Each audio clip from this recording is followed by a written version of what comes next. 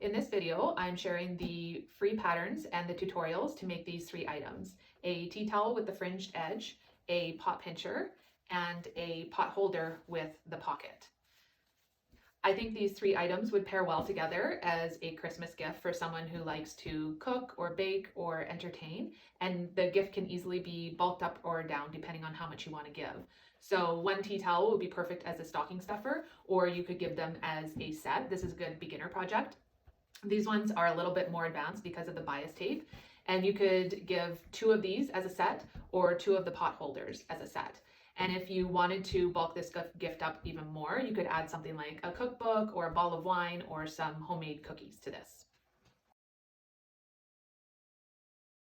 You'll need a rectangular piece of fabric, and a common size for a tea towel is 18 inches by 28 inches, but you can go bigger or smaller than that. Whatever size you want your towel to end up as, you want to add 2 inches to the width and 1 inch to the length to account for this mitered hem.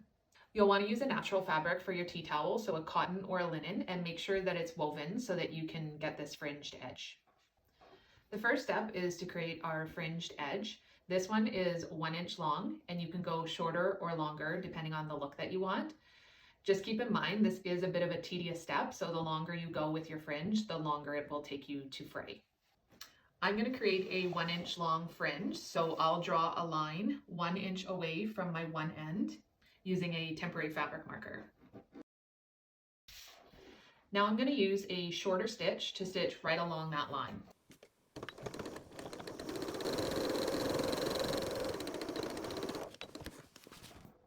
The next step is to remove the threads below that stitch line. The easiest way I've found to do this is using the tip of a seam ripper to just pull one thread at a time. If you try and pull too many, they tend to get stuck and then they'll break, and it's hard to find the ends of those in the fringe, and then it makes it harder for more layers to be pulled out. So you have to take your time with this step. The looser the weave of the fabric, the easier this will be.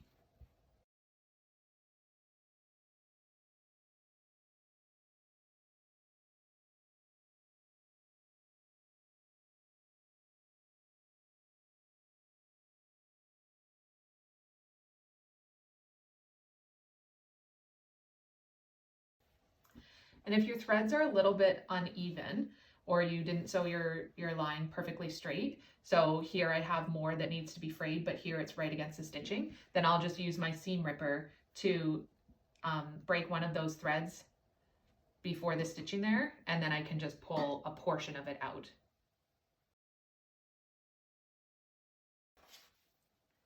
The next step is to mark a line 1 inch away from the edge on all 3 sides using a temporary fabric marker.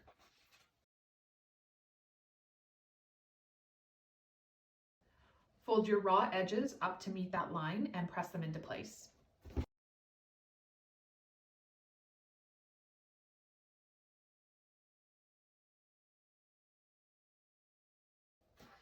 Next, we need a line that's at a 45 degree angle that we're going to sew along. And the new way that I like doing this is to fold right at the point and line up your 2 edges so that they're perfectly stacked on top of each other. And then that gives you a 45-degree line right there with this folded edge. So we're going to use that as a guide. So use this raw edge and fold right along that. And then flip this over so you can see that 45-degree angle. And you're just going to use that to mark a line. And then that gives you a 45-degree line, and we're going to sew along that, which will create our mitered corners.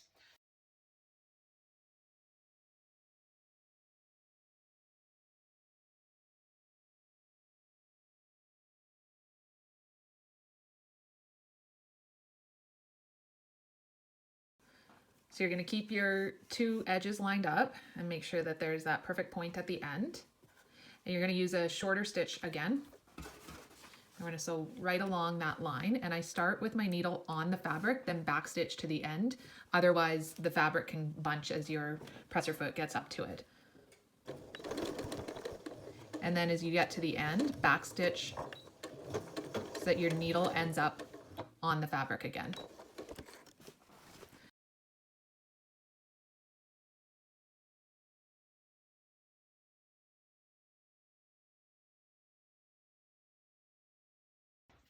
The next step is to cut off the excess fabric in your corners. So I stay about 1/8 of an inch away from the stitching along the top and the sides.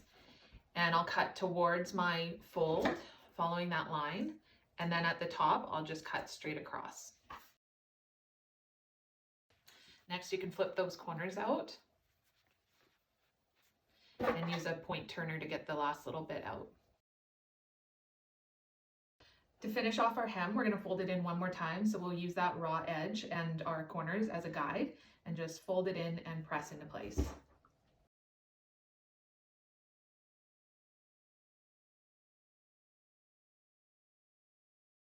The last step is to top stitch, and I do that from this side since that's what we're going to see most. And I go about 3/8 of an inch in from this edge, and I use a longer stitch to go around these 3 edges.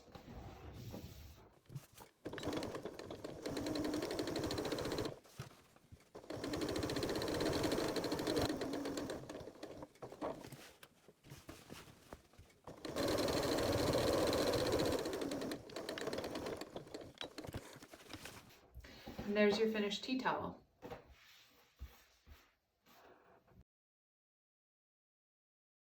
For the main piece of your pot pincher, you'll need 2 pieces of fabric for the top and bottom, and then cotton batting, as well as thermal batting or a heat resistant batting, so something like Insul Bright. And then for the pockets, you'll need 4 pieces of fabric for the top and lining of each pocket, and then a piece of thermal batting. You can add another layer of the cotton batting, but it's just for the back of the hand, so you won't really be touching any hot dishes with that. It's just more for a little bit of heat protection. And then you'll be using bias tape that is a 1/2 inch wide once it's double folded.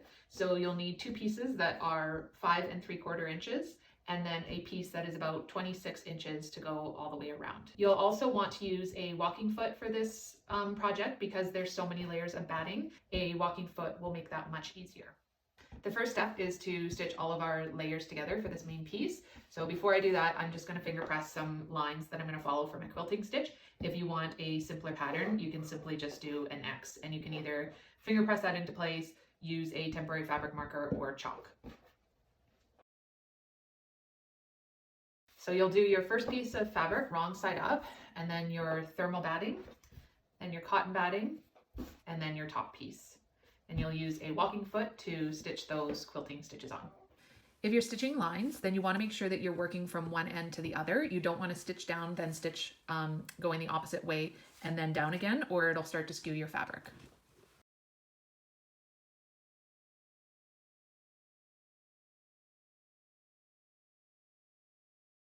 Your layers will have shifted a little bit with that sewing. So what you can do is take this pattern piece and lay it down and trace around it again and just trim off any excess.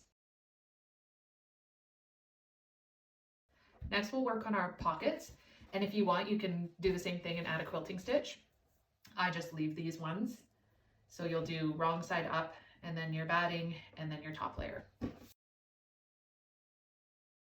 Next, you'll sew your bias tape on. So just unfold it and place it right sides together. I stitch it onto the top side of my pocket first, and just make sure that the edge of your bias tape is just slightly covering the edge of your pocket, and then you'll stitch right in the crease from one end to the other.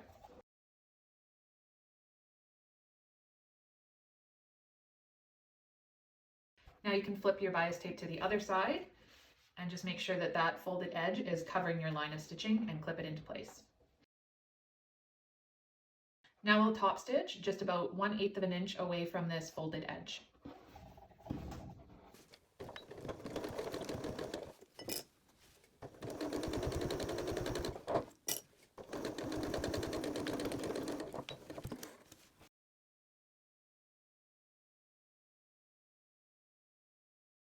Next, I'm going to baste my pockets into place, so I'll line them up on my main piece and make sure that they're looking straight. The tops of the pockets go straight across.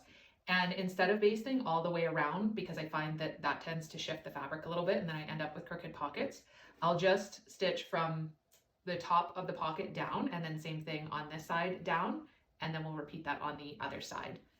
So use about 1/4 of an inch seam allowance to make sure that we won't see that stitching once we put the bias tape on.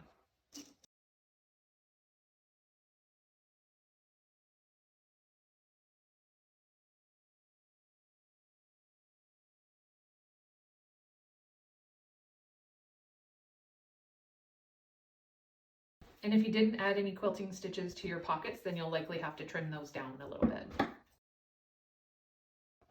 The last step is to sew your bias tape on, and you're going to start sewing it about 2.5 inches away from the end, so this will be loose, and you want to stitch it on a straighter edge and where there's only the 2 layers of batting, so not on the pockets. You also want to start stitching it just a little bit closer to this edge, and that's going to make it a bit easier when we go to join the 2 ends here. So open up your bias tape, make sure that this raw edge of your bias tape is just slightly covering your pot pincher, and you'll sew in the crease and just gently guide your bias tape around those curves. Don't pull on it as you go, or that will cause a bit of puckering.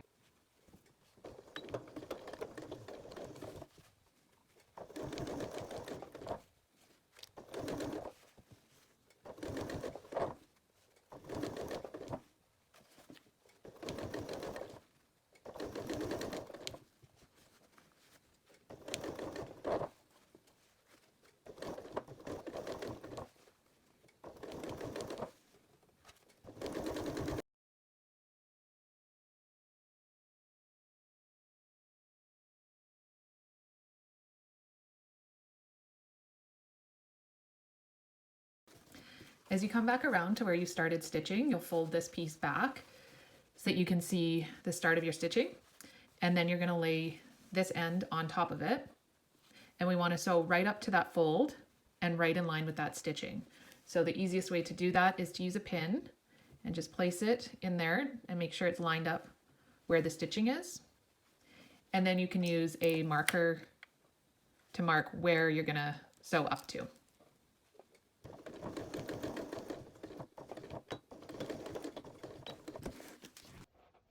You have the start of your bias tape and the end. You're going to flip the end open. And normally I would flip this so it's completely unfolded, but with all this batting, it does not stay that way. So you can keep this bottom edge folded in and just open up the rest of the bias tape.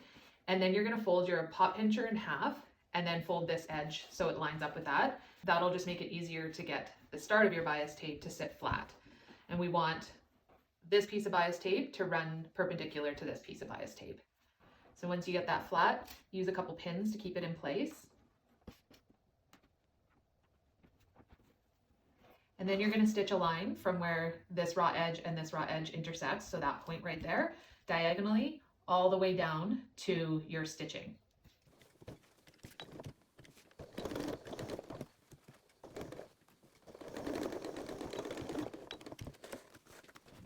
Before you cut the ends off, just flip it and make sure that that's sitting nice and flat and your seam looks good, and then you can trim these ends off. Before you flip your bias tape over, you want to trim down some of your seam allowance just to get rid of some of the bulk, especially where the pockets are. You want to keep your seam allowance pretty consistent, so keep an equal distance away from your stitching, because as you fold your bias tape over, it's going to hug your batting. So if your batting is cut inconsistently, your bias tape will look inconsistent.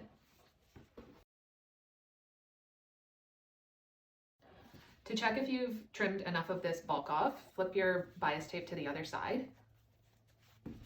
And then just make sure that the folded edge of your bias tape is covering your line of stitching. So if it covers it, you're good. And if it's a little bit short in some areas, then you can trim that seam allowance back.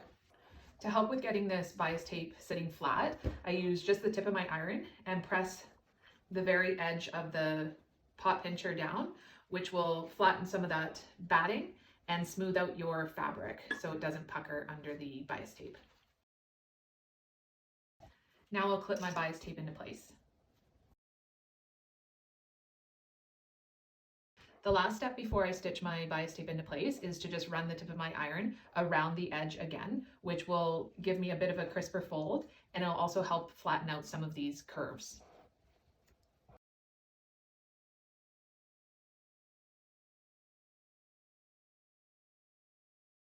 So you can see our bias tape is sitting a bit flatter now, which will make it much easier to sew. So I'm gonna flip it over and sew from this side, and I'll stitch about 1/8 of an inch inside from that folded edge.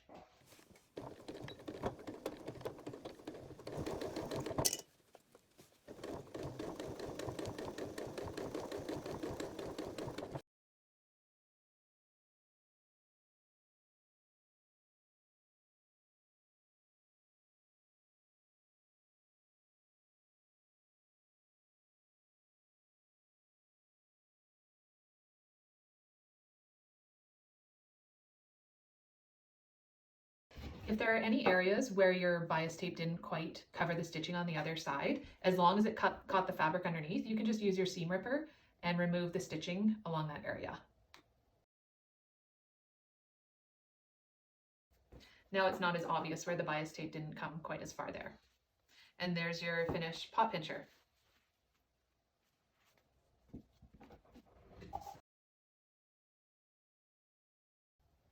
In your main pattern piece, you'll need to cut a piece of fabric for the top, the bottom, and then a piece in cotton batting and a piece in thermal batting or heat resistant batting, so something like Insul Bright. And then for the pocket, you'll need 2 pieces for the outside and the lining, and then just 1 piece of your thermal batting. Because the pocket, you're not grabbing anything with it, it's just to protect the back of your hand from some heat. I only use the thermal batting. I don't add the other layer of cotton batting. You can if you want to, it just adds more layers, making it a bit more difficult to sew through. You'll also need bias tape that is 1/2 inch wide when it's double folded. And you're gonna need a piece that's 8 inches long for there, and then 32 inches long to go all the way around. If you want to add a hang tab to your pot holder, then you can cut another piece that's about 6 inches long. You're also going to need a walking foot for your sewing machine. Anytime you're working with batting, it makes it much easier. And because there's so many layers of batting and fabric for this project, you definitely need to use a walking foot. The first step is to use a quilting stitch to stitch all of our layers of fabric together. So before I layer them, I just fold my design into my top layer of fabric. You can do whatever you like, a simple X. I'm going to do parallel lines. So to do that, I just finger press it into place. So now when I sew my quilting stitches, I'll just follow those creases. So you're going to start with your bottom piece, wrong side up, and then I do my thermal batting, and then my cotton batting, and then my top piece.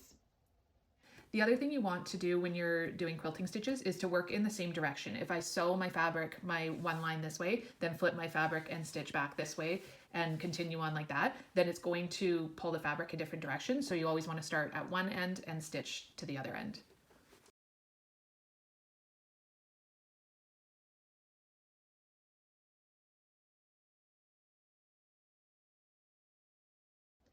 Your batting will have shifted a little bit when you were doing these quilting stitches, so you can just take your pattern piece again and just lay it on top and trace around so you know exactly how much to trim off. Now we can put our pocket together, and if you like, you can do a similar quilting stitch to this. I just leave it plain.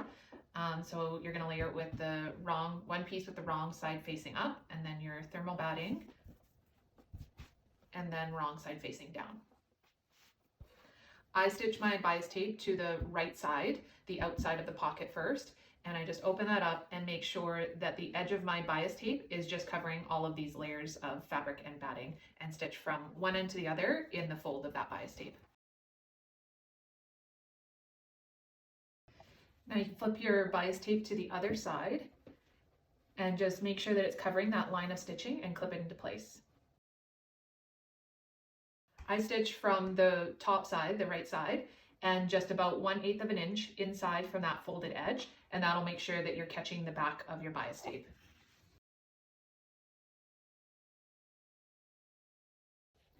Before we sew our bias tape on, we're just going to tack our pocket into place so it doesn't move. And I don't like to use a basting stitch going all the way around because I find no matter how many pins I use, it just seems to push the fabric and then I end up with my pocket twisted. So I'll just line it up and clip it into place, and then also from the top on both sides down.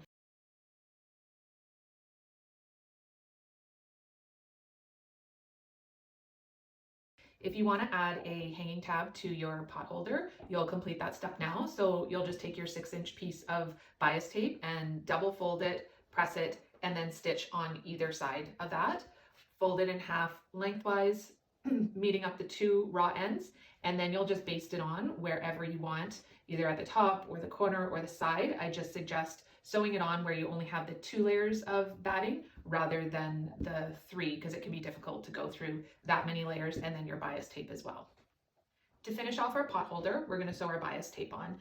I like to start on a flat edge here, and also where there's only the 2 layers of batting as opposed to here. It'll just make it a bit easier when it comes time to join the ends of our bias tape. So I start my bias tape about 2.5 to 3 inches. I'll start stitching there and leave this end loose. And then making sure again that the edge of my bias tape is just slightly covering my fabric of my pot holder. And then I'll stitch in the crease of that bias tape. And as you go around the edges, make sure you're not pulling on it, just gently guide it into place so that you're not sewing over any creases. You may need to pull a little bit, you just don't want to be aggressive with it. You'll also want to go slow. These are a bit more of a sharper curve, so it can take some time. I kind of sew a couple stitches, then I might lift my presser foot to make sure that this is smooth. So just take your time with this step.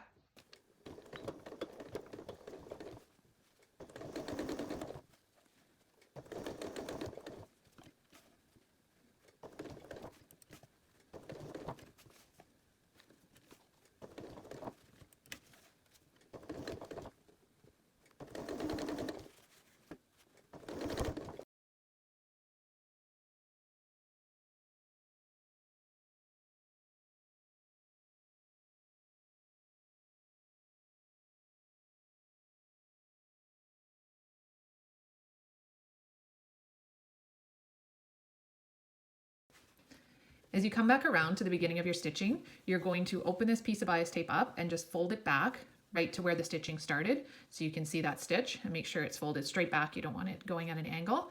And then you're going to lay this other piece of bias tape right over top, and you want to stitch right up to the edge of this fold, meeting that stitching that you started with. So the way that I like to do that is to just use a pin and kind of stick it in where I think the stitching is, and then lift up and check. You need to come just a little bit closer. So that's going pretty much right through the stitching. So I can see that little pin mark, and now I can just use a pen to mark that, or you could leave the pin in and just move it away as you get closer.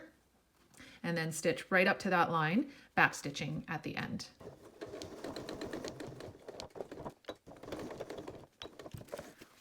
To join our two ends of bias tape, we're going to take the end, so this is where we started stitching, this is the end, and we're going to open this piece up. Normally I do try and fold this piece completely open, but because of the batting it's almost impossible to do. So if you can work it open, go ahead, but it's okay if this is folded closed. So you're going to lay that one flat, and then we need to lay this piece right side together at a 90-degree angle to that piece. So we're going to fold our pot holder in half, which will allow us to get this piece sitting right over top of our bias tape. So we have right sides together, and that's nice and flat. There aren't any creases in it. And just use a couple pins to hold that in place.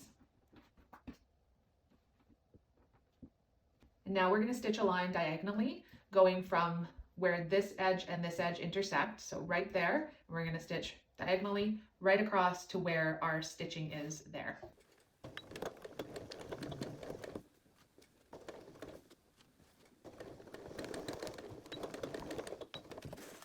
Okay, before you cut these tails off, you just want to open that up and make sure that you're happy with that seam and there isn't any bubbling and it's going to sit nice and flat. And if that looks good, then you can just trim this following the stitching line and getting rid of this bulk. Before we flip our bias tape over, we're going to trim down some of our seam allowance just to get rid of some of the bulk and make it easier to get that bias tape folded over to the other side and covering this line of stitching. You want to make sure that you're cutting an equal distance away from this stitching so that your bias tape, when it folds over, it's going to be hugging these edges. So if you're inconsistent and you cut off more here than over here, or your line is crooked, your bias tape will reflect that.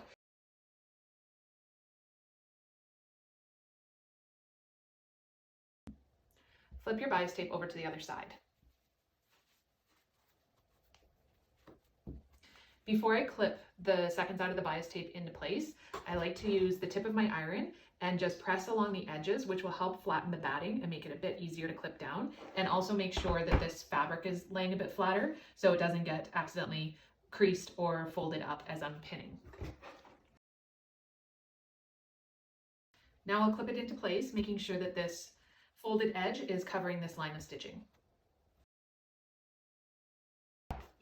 Before I stitch this into place, I do go over the bias tape one more time with the iron. I just find that it helps make that crease a little crisper, and it helps these corners form into place just to make sure that it stays in place while I'm stitching.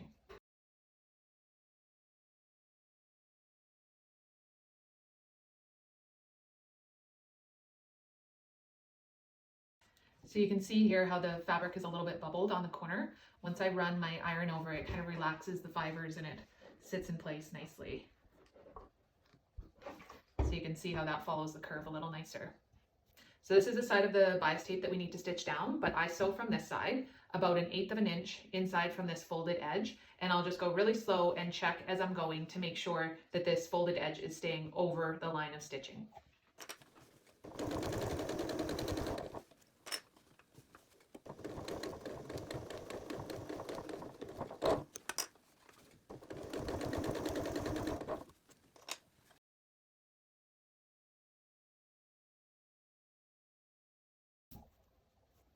And there's your finished potholder.